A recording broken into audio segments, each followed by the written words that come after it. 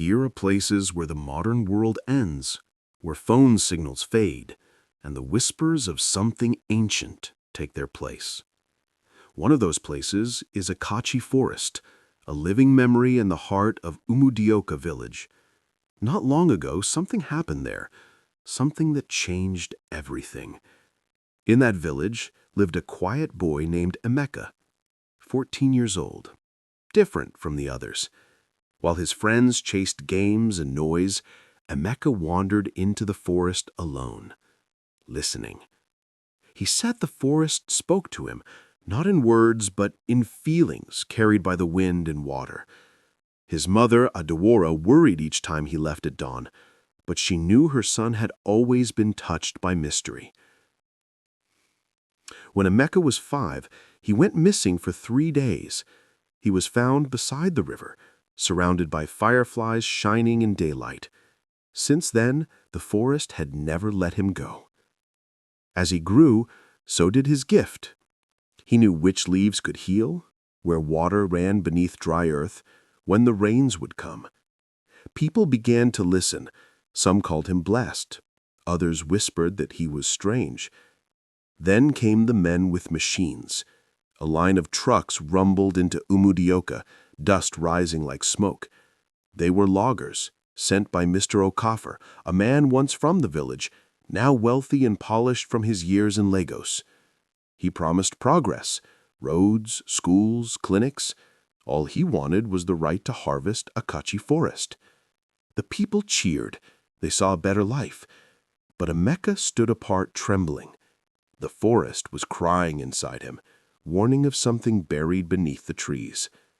When Mr. Okafor asked for questions, Emeka spoke softly.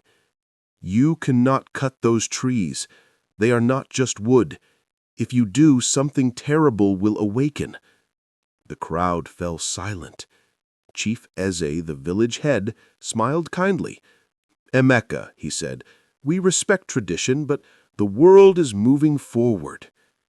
That night, the vote was taken. Progress won. A week later, the forest screamed. Chainsaws bit through the first ancient iroko, and the ground trembled.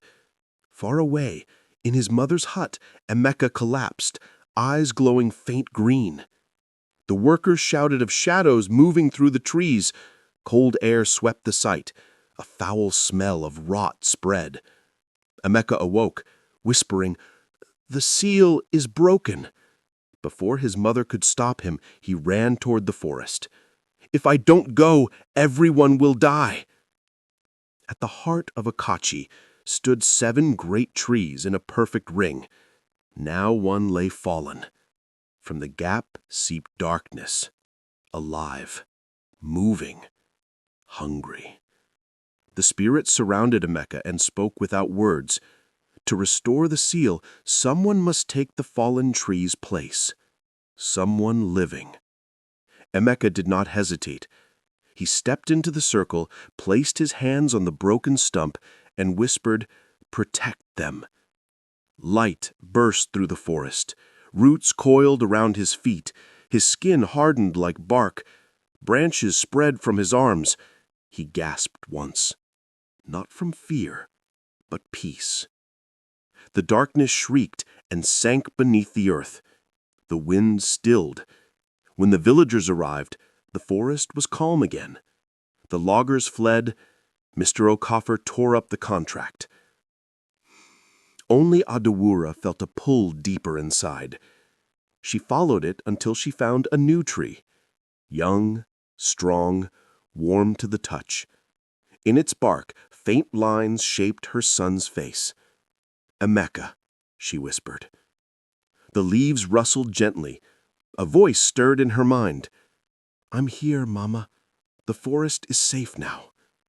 She wept, resting her head against the trunk. "Will you always be here?" "I'll always be here," the voice replied. From that day, Adewora visited often. She brought flowers, water, and stories of the village. The people built a small shrine nearby, a place of quiet respect. They called him the boy who became a tree. a guardian who gave his life to keep the darkness sealed. Years passed. The village prospered, but gently. No one again dared harm the forest. Children grew up hearing his story and left offerings at the roots of the sacred tree. When storms came, the lightning never struck Akachi. When drought scorched nearby lands, its streams kept flowing. They said it was Emeka's doing.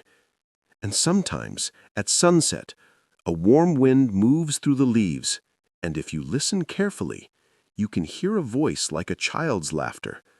Light, kind, watching. The forest remembers, the spirits remember, and Emeka, the boy who became a tree, remembers too.